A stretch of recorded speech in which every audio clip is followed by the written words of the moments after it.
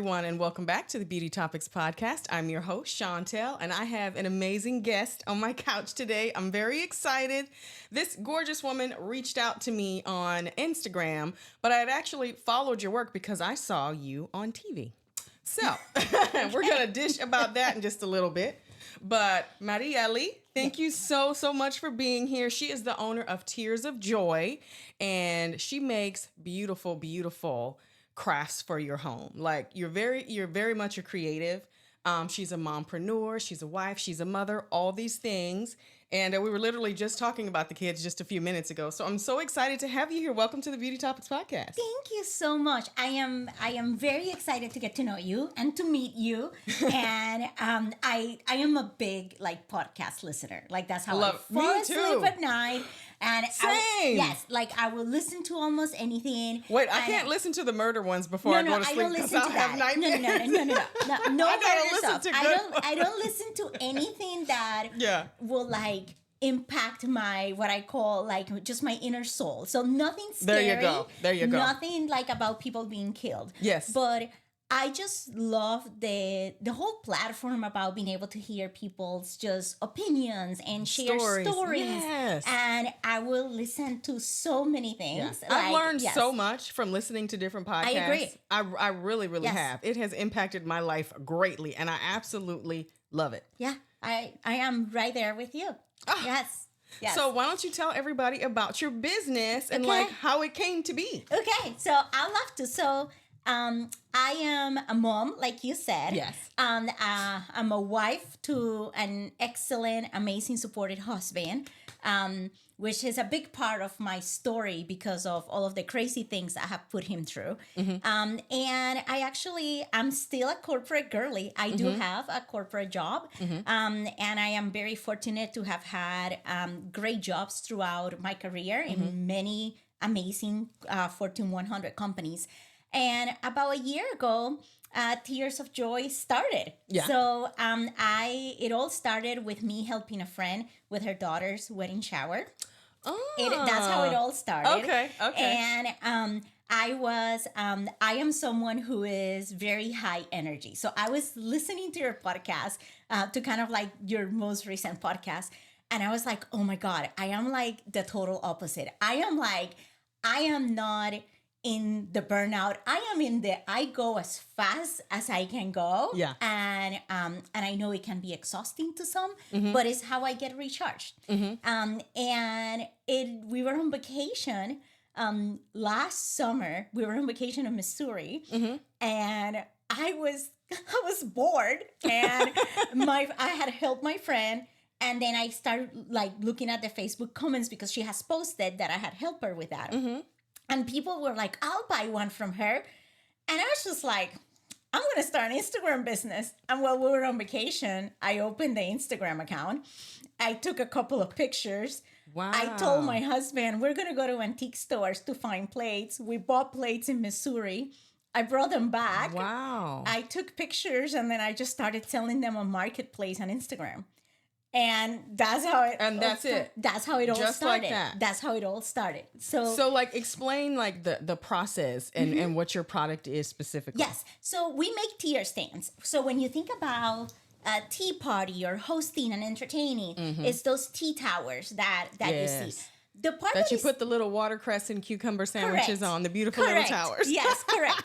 So what is different about our tear stands is that you can find them. You can find ones with vintage plates on Etsy. You can find them on Marketplace. You can find them. Okay. Where I am very particular about them is that I do have a true love for China, and I love a good China pattern and a good China plate. And I look for the best of them. That's what I do. Wow. I look for the ones that, whether they are old or antique, I like them in pristine condition. I will just not put two plates together because I found them cheap and I can make a lot of money. No, not really. That's not my jam. My jam is that people will look at it and be like, how in the world did you find that pattern? And both plates are perfect. Yes. That's my jam. Gotcha. And it's also thinking about, there's a lot of these plates that end up in the landfill. There's a lot of these plates that grandma was collecting them and nobody wanted them. So Yeah. a big part of this for me is how do we honor the traditions and how do we honor what other people love? And I understand you may not want a china cabinet with everything that grandma had, but what if you had something that reminds you of her? Yeah. Oh, And that's so lovely. So I just love that, and that's a big part of what it does. So it fuels my creative spirit to do it, and it's just part of what I love to do. So and I get to learn, and for months when I started my business, I will just lay in bed until like midnight or 1 in the morning, just reading about the history of the China companies and the history of the China patterns and what years were they. And then I will become obsessive about, I need to find it. I need to find it. I'm going to find it. So it's just being able to like understand the history and then how we can just honor those traditions. So I love it. Wow, And that's amazing because what you're saying, it sounds like it really is a way to keep a part of your family history. Let's say you've had these dishes and you guys, these are the dishes you used every Thanksgiving, you know, and then something happens and, you know, there's an estate sale or something like that. And people don't think to keep some of those things for their, like, what a great way to like hold on to a few pieces, you know, because like you said, we can't keep everything. But to have like that small memento that you pull out every Thanksgiving that reminds you of that time. That's amazing. yeah, I love that. That's what fuels me. When I just this morning when I was driving here, I had a customer that had posted a stand last night. She was in the process of buying another one. And then she texted me and she's like, I just saw you posted a stand with dragonflies. And I was like, yes. And she's like, my mom, this was a stand that is a gift for her sister because her sister's getting married. And their mom had passed away. And she said, my mom loved dragonflies. I need the dragonfly plate. Yeah. So that is what I love, is to be able to give them a new meaning, give them something that reminds them of mom and a special time. And it just becomes very special. And I like them with just high quality china that, you know, you can use it for many years. You can enjoy it. So I just love that. So it is, it's part of what fills my heart. And it makes me very creative because I get to play with very beautiful plates every day. Wow. So, do people call you and they have their own china that Yes. they want to give Yeah. you? Oh, yes. okay. Yeah, I just did one yesterday that she had these plates, gorgeous plates, and her dad had given them to her. He didn't know what he was giving her, and it was a super rare pattern. And as soon as I saw it, I was like, "How did you get your hands into this?" And yeah, so I'm making a stand for her. So yeah, people can bring me their plates. I have my plates. We have right now maybe about 300 plates in stock. Wow. So we're in about 300 right now. And then I just use my plates or whatever plates people have, or people will send me pictures and say, I have this plate. Can you match it? Can you? So we can do that too. Oh my gosh. You remind me. Okay. There was this show that we all used to be obsessed with. Remember that show called Antiques Roadshow? I love the Antique Roadshow. Girl, we used to love that show. And like listening to you reminds me of that. How did you get your hands on this plate? Like, where did you find this? Yes, because you'll have something like dad gave her something, had no idea what it was. To him, it was just some plates with some dust on them. Take them. Not knowing that this is like rare and so special, you know, because a lot of people don't know a lot about China, me being one of them, you know? So I think that's amazing that you really focused on learning like the history. So you knew when people were bringing you things, what they were actually bringing you, you know, if it was fine china or whatever the case may be. That's cool. Thank you. They need to have you on Antiques Roadshow as a guest just to go over the China, girl. Well, my other thing for knowledge is that I will not drill a hole in anything. So I have plates that people have showed me that I have told them I will not drill them. Oh, really? I will put them in a wall. I will keep them as they are. Yeah. If you have 10 of them and they are super rare or just have a meaning, I will just say, just drill one and then I will match them. I will find another one. That's the other part to me that is like honoring, understanding what I'm working with. Because I will truly not put a hold on everything. So that's my other thing. I just love some of the plates that I will be like, no, I will never drill them. Wow. So it is just You that's respect the other part. history of the item, and Yes. so you don't want to do Yeah, and the anything to people, damage yes. the integrity of the dish itself. Yeah. Aw. So that's the other part that is important to me for the knowledge. Yeah. So yes. So, like, where do you find, like you say you have 300, where do you do you travel all over the place looking for certain things? I don't. How do So you find those pieces? yeah, so I have a full-time corporate job. Yeah. I work every day, and I start early in my corporate job. And then I do all of my Tears of Joy work at night. So Wow. I do 100% of my sourcing. If they are vintage plates, I do it online. Okay. So I do it online. So there's a lot of that happens online at night. I also have direct relationship with several China companies, so I do buy new plates. Wow. So I do have direct relationships with China companies in which I buy directly from them. And they kind of know that my orders come through the night. Like, okay, she's kind of looking at what she has. And that's a lot of what has been able to help me run the business the way that I run it, because a lot of these things happen after I am done with my corporate job. Gotcha. And then I do so I run my business 100% on Instagram. And then I do a ton of my content creation on the weekend. Or I do a ton of my content creation like right at 6:30 in the morning, if there's good light outside. So there's a ton of that happens in between the confines of when I have the time, and being like, okay, this is kind of like a good little video that I can do. So let me go ahead and film it. And just being able to kind of always have that in the back of my head. Like I'm always looking for content. I always respect people who can really navigate social media well, because I don't. So I don't. I'm not like, I look at your posts and so many of my other guests that I've had on, I'm like, you guys are incredible online. Their social media presences are so great. And I'm just like, I'm just not that good at it. It sucks. I have a very, every time I talk to my fellow business owners and other folks that I have met, and when they tell me, oh, I hate Instagram and I hate doing reels, you know what? Here's the way that I see it. It's free advertising. I don't hate it. I'm just not good at it. I wish I was better. So my whole thing, and I put this in my head pretty early on, I thought about, if I am going to grow a business on social media, I need to become a content creator. Yeah. And I need to think like a content creator, and I need to execute like a content creator. And so a lot of what I started doing, we were talking about podcasts, I listened to about 12 different podcasts like that they publish almost every day on content creation. Like, what are the things that you should be aware of? What do? What you don't do? Like all of these different things. And then I see it as exactly what you just said. This is, if you think about how people absorb information now, they absorb information through their phone. Yes. They absorb information through Instagram, through TikTok.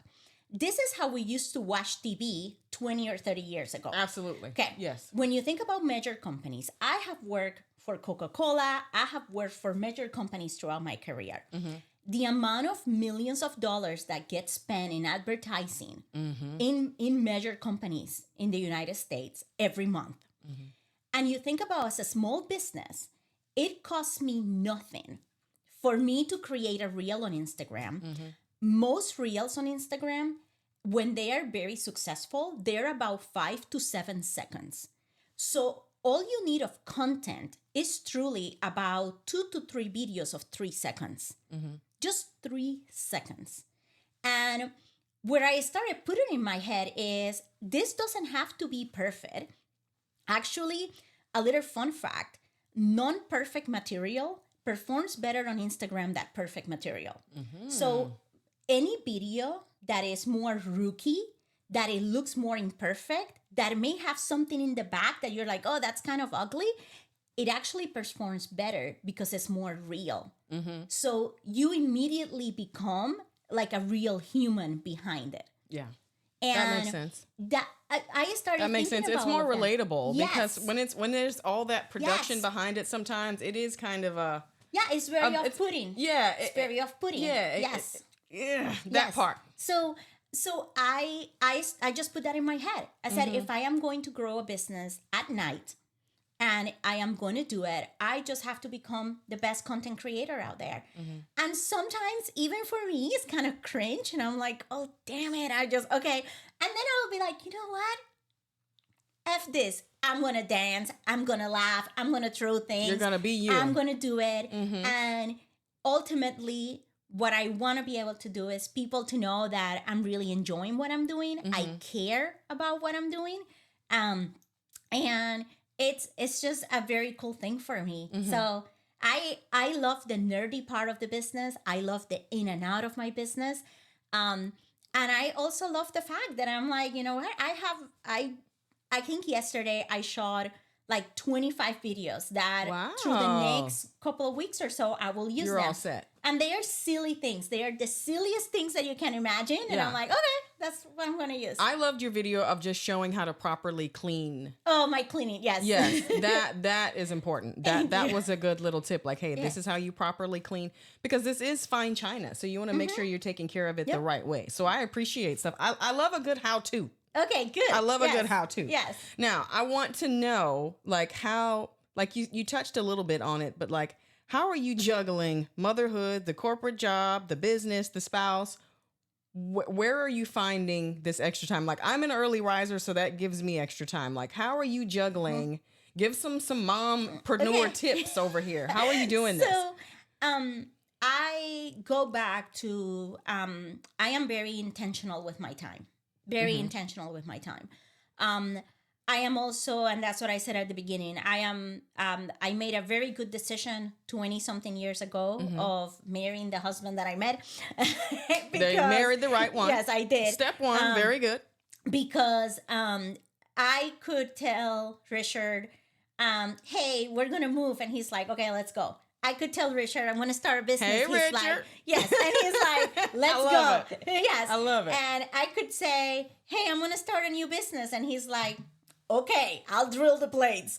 So I am very fortunate to be able to have that. And I am equally supportive with him. I hope so. Yes, you're very equally yoked. I hope he feels the same way. So I am very intentional with my time.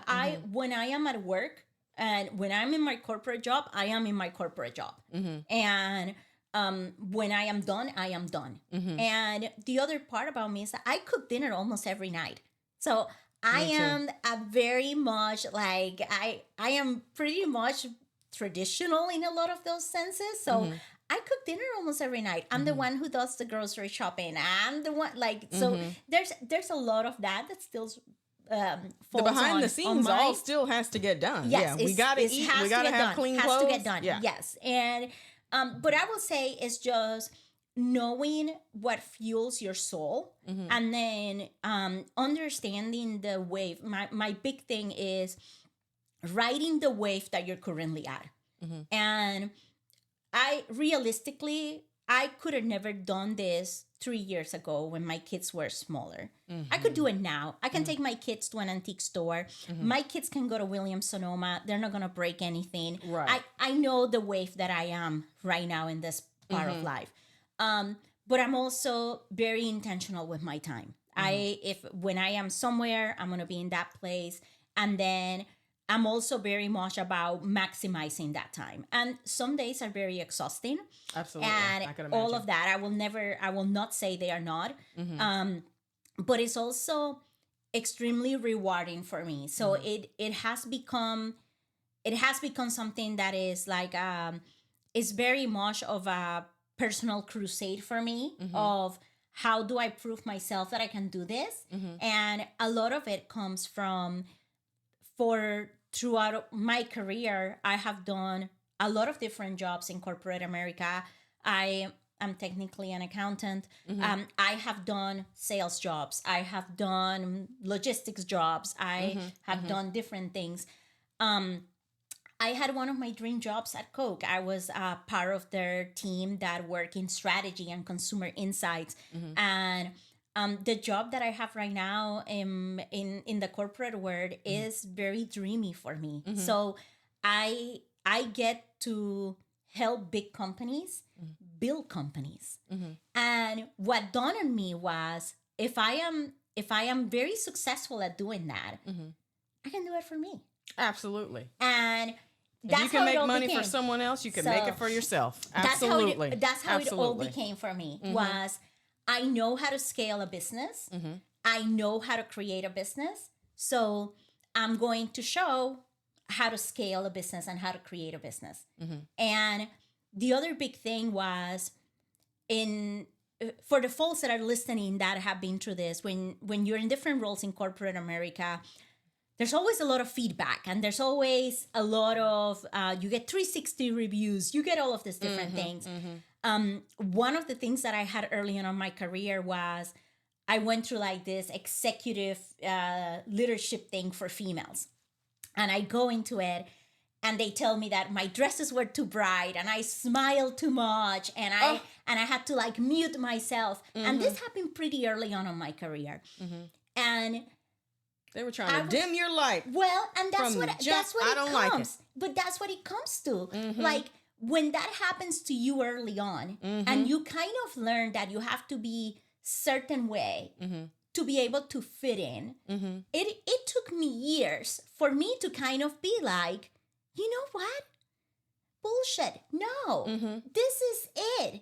And I think that's a big part for me. So I did a reel that it said that it took 44-year-old me to kind of come to terms to that.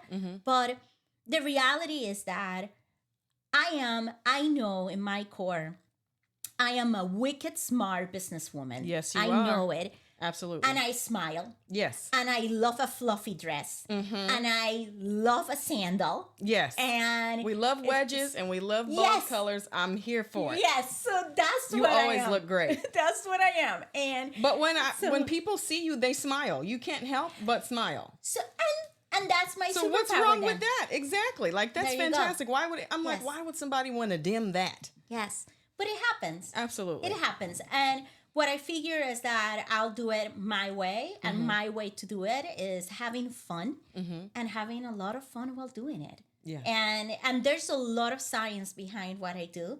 And I'm doing it at my speed, which it's fast. Yeah. So it's fast. Oh my goodness. Yeah. Tell me a little bit about the process of like building a tower with the china. Like, how can you create like these tiered masterpieces without damaging so the china itself? Like, it would give me anxiety. Like, I would be so terrified with this gentle item. Oh gosh. They're stronger than what they seem. Okay. Most of them are stronger than what they seem. But this is where Richard plays a pretty big role. Okay. So my husband has a big background in construction. He is the guy can do anything.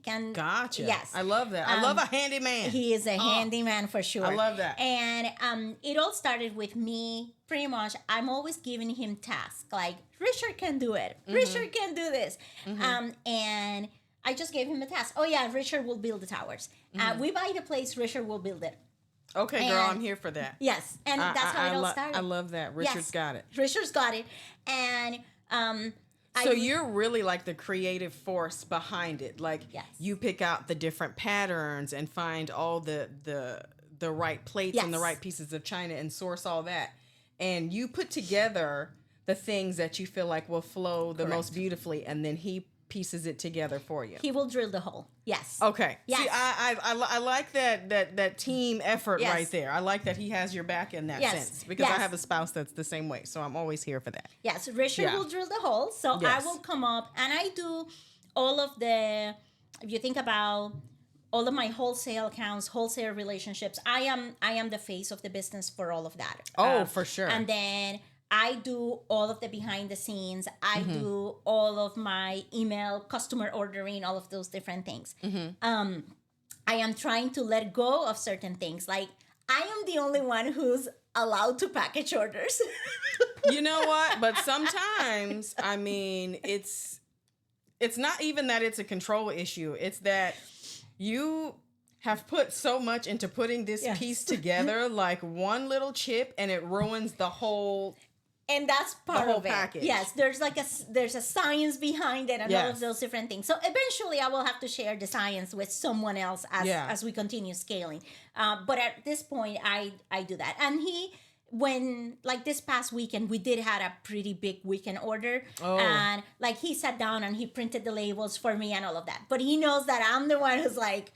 You're the one with the bubble wrap. Yes, everybody else back up. Girl. Yes, okay. Yes. But it's that we do work that together. I know how to drill the holes. I don't love doing it if it's pretty expensive china or things like that. I will normally wait for him just because I don't have the same level of expertise that he has. Absolutely. So, that's his skill set. And we want to make sure we let the expert go at it. Correct. Oh, I'm with you 100% on that. And other people's plates, like if people bring me their plates, I will not. Those are Richard will take care of that. There you go. I will not take care of those, and so he's very, very great about that. And then we do have.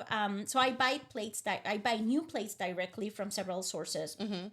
We have a manufacturer that we purchase the rods that go in the middle from them. Okay. And that's how we do that part of the business. And then we do have like several sources for like boxes and bubble wrap and all of those different things. And that's how then we kind of make it all together. And then the pictures and all of that, then it's just whatever good light I find in the house. And then we'll just use it. So if someone wants to do a custom order, like, and they're getting you the plates, like, how long does it take to create one of these? It doesn't take long. Okay. Like we can drill a plate in a matter of minutes. Most of the time, it goes back to my own time. So when do I have like time slotted to be able to do these things? I do drop new collections every weekend. So like today, by the time I get home, there's gonna be boxes waiting for me of new plates that we will be dropping this weekend. So I do try to have like about 2 to 3 weeks ahead of what I know what I'm gonna drop over the next couple of weekends. And so our custom orders, and a lot of people like DM me on Instagram, and I kind of walk them through it.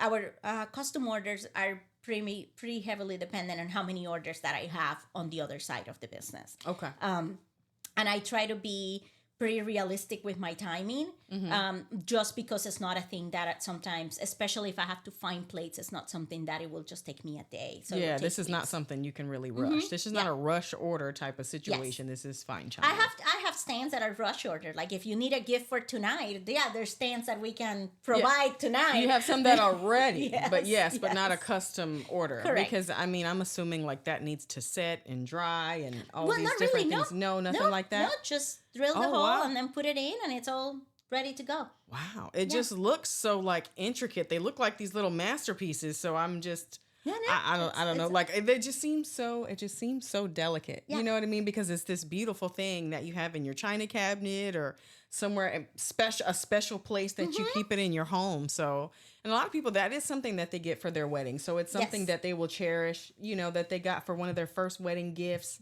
So I just think that's so amazing. And you just package it so beautifully. Thank you. Oh my goodness. But what are some of your favorite places? Like you said, so you were in Missouri and then you went and found some plates there. So were you just like kind of doing like a antique shopping and going to different little like vintage stores? I was just going to antique stores, and then I see, like, I will look at patterns and I will be like, I like that, I don't like that, and I will be like, yeah, this caught my eye. Another thing that I kind of discovered of myself throughout all of this is that I guess I have a really good memory for what I have at home. So I can go to an antique store now and look at plates and be like, yep, that's going to look really good with this other thing and this other thing. Oh. And I have a pretty good idea of everything that I have at home. Nice. So I kind of have in my head how I'm going to mix them or how I'm going to do them.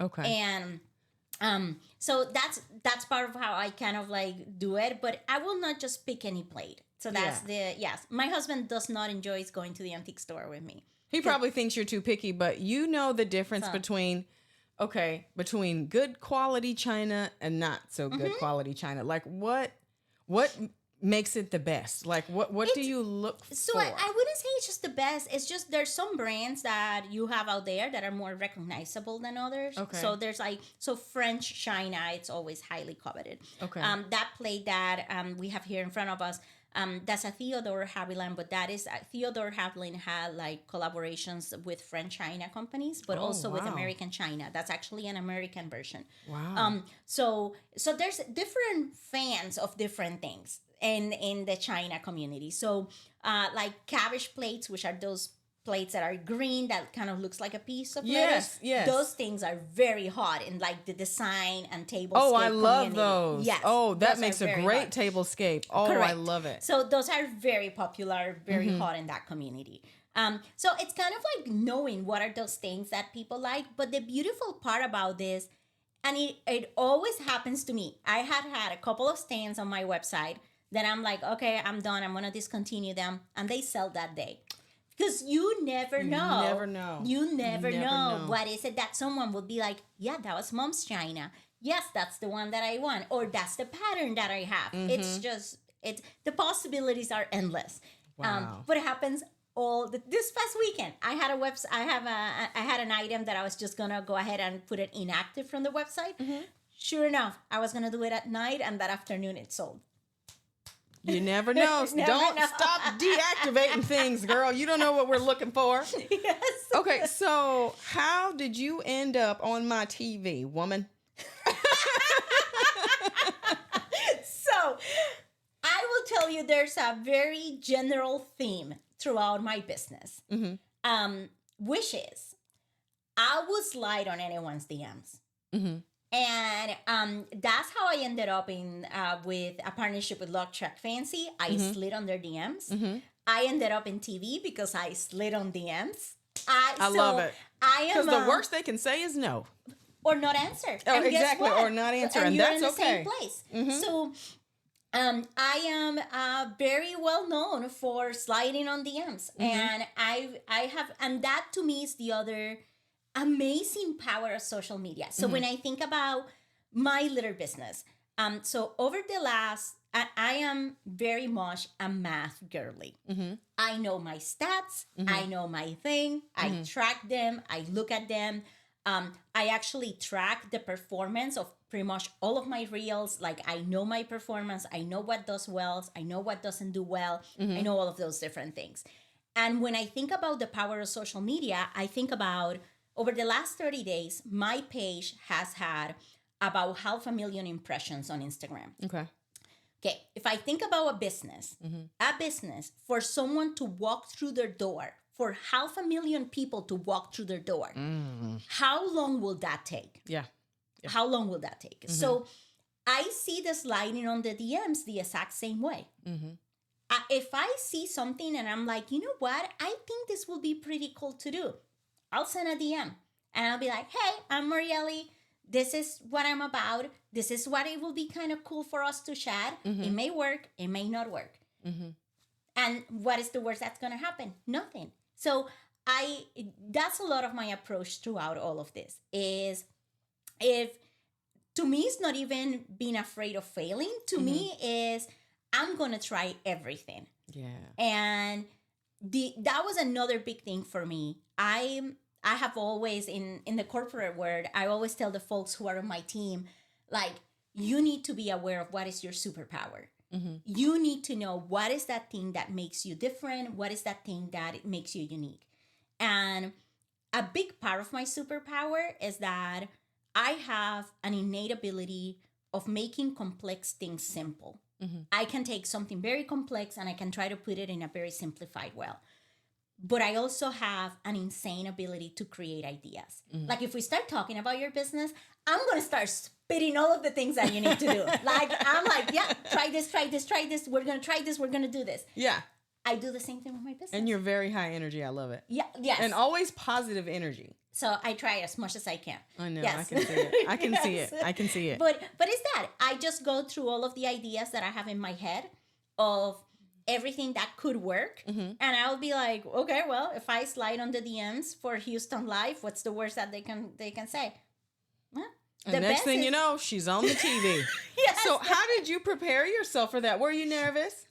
So Ida from Sugarberry. I love Ida. So I had slid on their DMs. They contacted me and I talked to them on the phone. I talk to them about my business and all of that. And then they told me, yeah, it's a yes, we're going to give you a date. And I'm like, perfect. So I call Aide and I'm like, okay, Aide, I know you have done this before. Tell me like how to get prepared. So Aide like walk me through, this is what you're going to do. Get your hair, get your makeup, prepare the things. And then Aide was, she was like, I'm going to bring you cookies. So you can have things to show up in your stand so it looks all pretty. And then the other thing she did, another girl boss that just supports other girl bosses. Hey, that's Ida, you know I love you. Sugarberry Cookie Shop. I have to shout her out. Sugarberry is amazing, along with a lot of other, like when I was there at Houston Live, I was with my friend Megan, which is the owner of the Darling Boutique. Megan was there just helping me. It was a work day. I had taken the day off. My husband was working. I didn't have anybody else to help me. And Megan was there like handing me my water. I told her that I feel like I'm Taylor Swift today. But that is the other beautiful thing of what I have learned throughout of this is there could be an amazing community of people that are genuine, that want to help. And I love doing that. And I love doing that with my friends. Through going to Houston Live, Aide said, I'm going to drop cookies and I'm going to drop macaroons from Kate. She's in Katy and she makes the best macaroons. And Kate didn't know me and she sent macaroons. She didn't know who I was, nothing. I have become one of Kate's regular weekly customers. I actually ran out of macaroons last night, Kate. So I need macaroons. I will be texting her today like, hey, I need macaroons. Oh my goodness. I love it. But when I was there, I very honestly, the most nervous part about Houston Live for me was the fact that my boss knows that I do this. And the people that work in my team know that I do this. However, the most nerve-wracking part for me about this is that up until that time, I have been doing this in very much a very silent way in terms of like my professional career and then what I'm doing outside. And the most nervous part for me was actually the kind of coming out of, okay, this is real. Like there's people that work with me that are going to see me and they're going to be like, what the heck? Wow. No, they were probably like, this is amazing. Well, but it was a very nervous thing because there's a big stigma in corporate America that you can only do one thing, especially when I'm very fortunate to have an important role in my company. So I think there's this big stigma of how is she able to do this role and then this other role. And that to me was like the big thing of having to come clean. And the funniest thing happened. I'm in Houston Live and my teams in my work phone starts buzzing. And it was people from work. Aww. Because there's a TV at the office. And I'm sure they were so excited to see you up there. There's this little coffee shop at work. Yeah. And there's a TV and they had Houston Live and I have people texting me, do you know you're on TV? I love that though. And I was like, yep. I mean, you probably came back to work and they were like, oh my gosh, we work with a celebrity. She's here. Oh, I don't think the queen has arrived. Oh my goodness. So. No, not at all. But I thought it was the funniest thing because it was the biggest fear that I had. It was the biggest fear. I was not, I am trained in public speaking, all of those different things. I knew I was just like, I knew I was not going to mess up. Like, I felt very confident. You just felt very confident about that. Yeah. I was more nervous about, okay, there's people that are going to see me who are going to be like, what? I work with, like, what? Yes. So that was actually that was the biggest fear I had in that. Wow. And that's crazy but I do remember like, you know, years and years ago, it was like moonlighting was like a big no-no. That's what they called it. Like when you had your 9-to-5 job and then you had something else, they were like, oh, and it was very, like you said, for whatever reason, it was like frowned upon. And I'm like, that's insane. We all want multiple streams of income. We all want to be able to put our kids through college. Like, that's what it's about. You know what I mean? And if you're performing at work to the best of your ability and you're doing a great job, there is absolutely nothing wrong with having something else that is just for you. or a family business, something that you can pass down to your daughter or your son. You know what I mean? I think that's amazing. And I love the fact that you're showing them that mom has her corporate job, but mom also has her own business, and you can do this too. It makes it so tangible for them to go, you know what, I can be my own boss because mom is. Yeah. And I love that example that you're setting for your daughter. Like, do your kids like understand what you do? And what did they think about mommy being on TV? Oh no, they helped. They were super proud. Aww. They were super happy, and they help, and they come to me to many things. My daughter was bummed she could not be here, and so they all they all do. Yeah. They actually, so the first time I had like a big sale, like they got a part of it because my kids come with me. So here's the thing, my kids come with me when I go looking for plates, when I am sourcing plates, my kids are with me. Wow. So my kids are, when we go to do the Williams Sonoma pickup and we have boxes and boxes, my son is the one carrying boxes of China to the car. My daughter is the one that's carrying bags and things like that. It's all of us together. My son is in charge of, we get a ton of boxes in the house with shipments. My son is in charge of putting boxes away, putting them in the trash. Like, everyone has a little job in terms of that. I love it. Yes. You give them some ownership and they feel a part of it. That's great. If we go to Williams Sonoma and they're like, they love the Williams Sonoma overpriced candy. They love it. And we go to Williams Sonoma, then it's like, okay, mom, can I get like a little treat? And it's like, yes, but they love that. And I love that they see it. And they love that, and I'm involved and we go out. And sometimes, it's funny, sometimes when we're at dinner, they will be like, is tears of joy pain? And I'll be like, yes, tears of joy is pain. I love that. I love that. Tell me a little bit about your Love Shack Fancy experience. Yeah, so we have, I did this pretty early on. And of course, I slid on DMs and I asked them, I said, hey, I think you work with like independent vendors. Is that something that you do? And then they responded back to me. And then I thought the whole time, I was just like, well, these people are never going to respond to me. Then they called me one day and they said, yeah, we will work with you. We're going to send you like a sales and marketing contract. I was like, oh, okay, sure. Have my lawyer look at it. Yeah. And they sent it to me. I signed it. And then the way that it works with us is that I am authorized to go into any of the stores and bring my items, and then we do have an agreement of how much money I keep and then how much money they keep. But I am authorized to go into any of the stores. I was at Love Shack a few months ago. A lot of that for me, it's a matter of my own capacity when I can do it, and then how often I can do it. But it's pretty cool. Yeah, like my stands have been there, and your stands are so beautiful, and the aesthetic really makes sense with Love Shack Fancy. I love how like your marketing mind kicks in, and you actually know the places that complement what you're doing. Do you know what I mean? Like your tier stands make so much sense. And the patterns and the colors, it makes sense for a Love Shack Fancy boutique. Like, I can totally see it. Like the River Oaks location out in Houston. Like, that's where we hang out. Yes. It makes total sense. Yes. That goes to, I love that you had the fortitude to just do that and just go for it. And I love that you're not afraid to DM anybody and go, hey, let's figure something out. And if not, that's okay. Yeah, and that's okay. And that's where I have learned that that to me is one of the most powerful things about having a business that is 100% on social selling, is that you have so many doors that could open. And some of the best partnerships that I have been able to had been through me, even pretty early on. One of my first partnerships is with, her account is called Addicted to China. Her name is Deborah. Amazing lady in Washington. She works with a ton of very highly recognizable brands. Wow. And I have done now several collaborations with Deborah.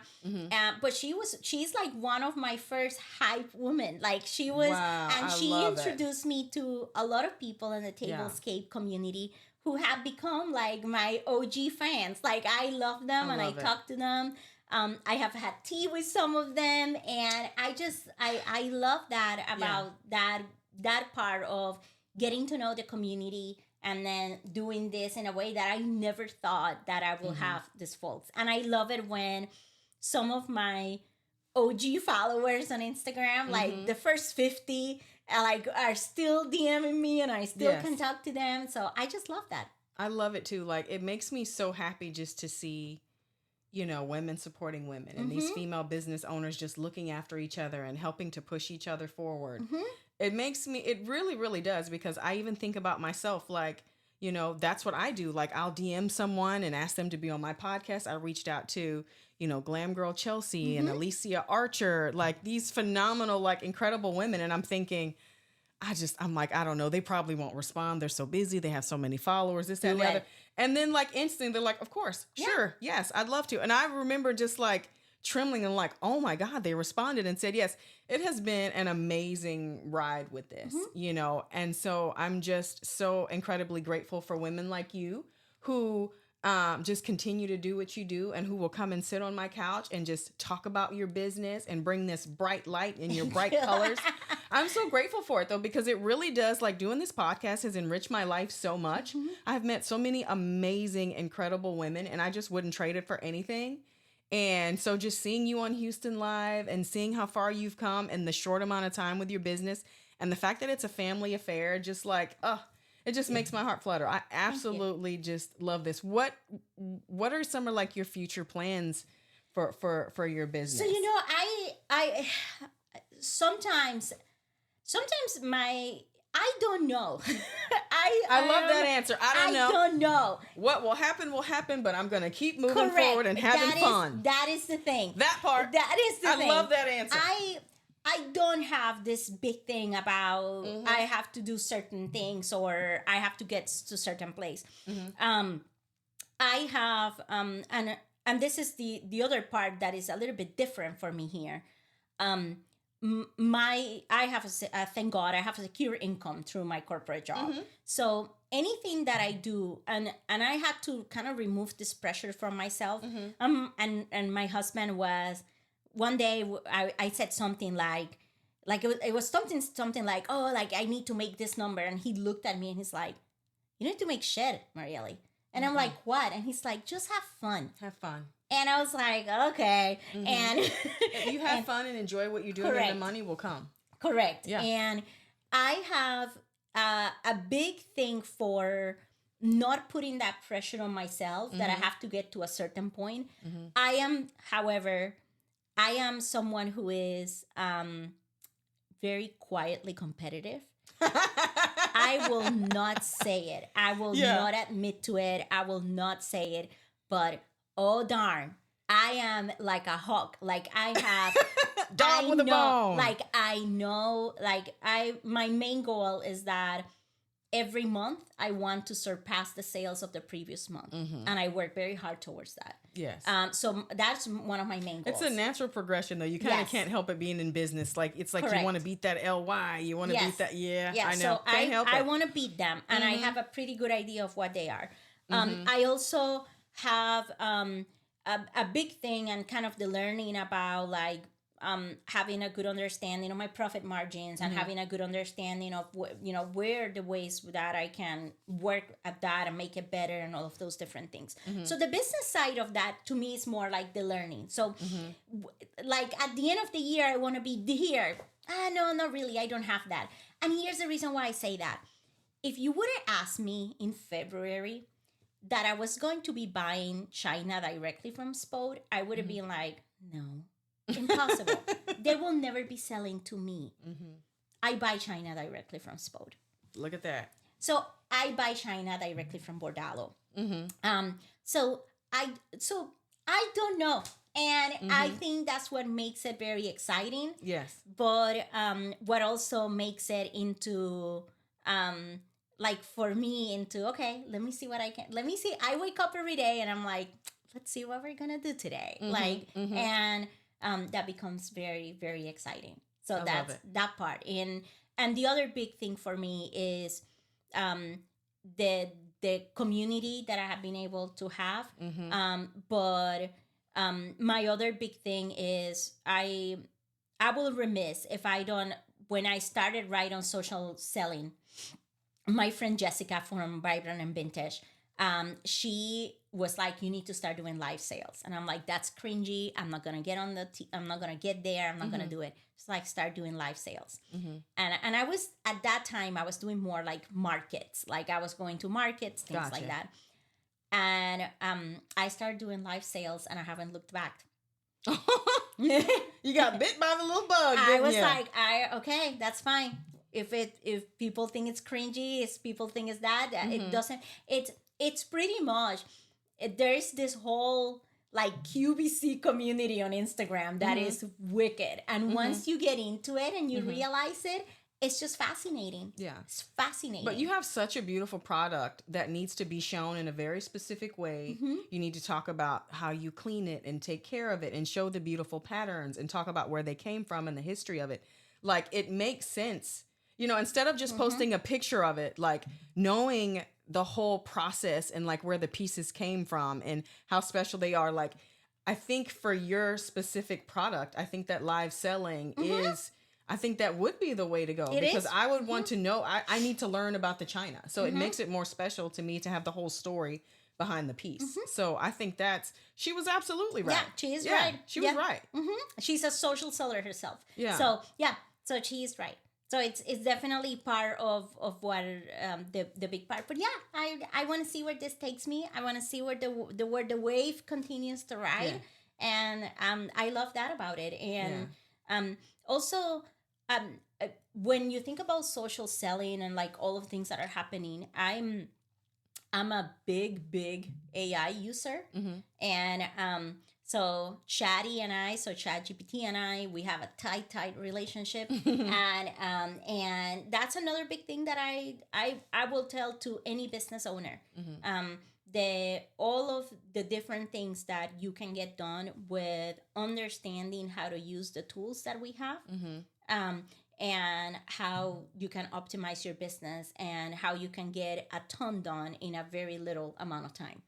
So that's another big thing that I have. I love that hot take. I love that hot take, because someone like you who's juggling so much, I mean, it kind of helps to know how the heck are you pulling this off? You know what I mean? Without feeling so overwhelmed that you just crumble. So Chatty and I were besties. Hey, I'm here for it. I'm here for whatever helps, because sometimes you feel like there aren't enough hours in the day. So I'm here for whatever helps. Yes. So I love that. I'm really on board with your social selling, though. Yes. I love the way that your page operates. I love the way that you've just like moved throughout the social media space and how you've just marketed yourself and the way you do your networking. I think it's really incredible. I'm really proud of you. I think that's amazing. So I just want to say thank you so much for being here. It was an absolute pleasure. You can see that she's actually the joy in the Tears of Joy. You're so sweet. No, thank you so much. You bring the joy. I mean, it is for sure you. You bring this light, this smile, this positive energy, and I'm so here for it. So I just want to say thank you to everybody for listening. Please give them your Instagram, your Facebook, all that good stuff. Okay, so our Instagram is at tearsofjoy.tx, those Texans. And it's tears like TIERS, not like tears like you're crying. And we do have a website that is linked there on our Instagram, which is tearsofjoytx.com. So, and our website is also updated every day. So that is another big thing. So that's how you can get a hold of us. And I am highly responsive on Instagram. I have what they will call a high touch Instagram account. If somebody DMs me, you will talk. We're going to become besties. So just be ready that we're going to chat. I love it. Yes. I love it. Thank you again so much for being here, my darling. It was an absolute pleasure. So you guys, please check us out on YouTube, Spotify, iHeartRadio, wherever you get your podcast. And I'll see you in the next one. Bye.